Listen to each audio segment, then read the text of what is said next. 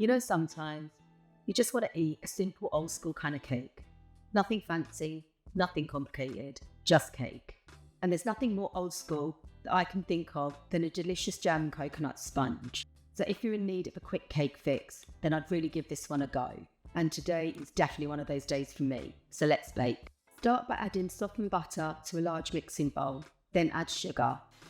Whisk for at least 2 to 3 minutes or until the butter turns from yellow in colour to cream and the mixture looks fluffy.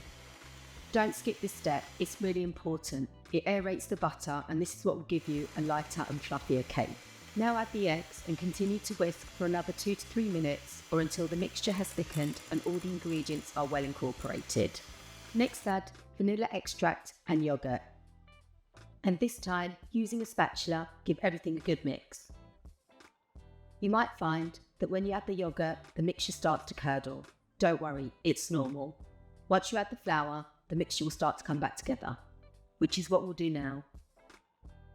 Once you've added the flour, add baking powder and start to fold the mixture gently. It takes a while to combine the flour, but don't be tempted to beat the mixture vigorously.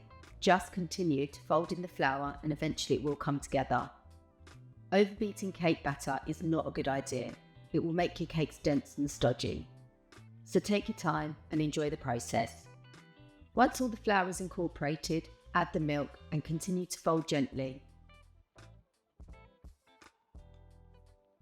Once everything is mixed thoroughly, pour it into a lined cake tin, spread the mixture out evenly and bake in the oven for 35 to 45 minutes.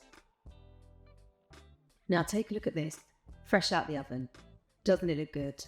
I could eat it just like that, but hang on, we've got a few more bits to do. First check it's cooked by inserting a toothpick and making sure it comes out clean. Then let the cake rest in the tin for 5 minutes before turning it out onto a wire rack. Now let the cake cool completely while we prepare the jam. Well, when I say prepare, there's not a lot to it really. Just add a couple of tablespoons of hot water to jam, mix, and it's ready. You could even skip this stage and take jam directly from the jar and spread it onto your cake. But I find that when you add hot water to the jam, it becomes like a syrup, which then soaks into the cake and gives it extra moisture. Well worth the extra minute of work, I think. Finish with a sprinkling of desiccated coconut, cut into squares, grab a cuppa and tuck in.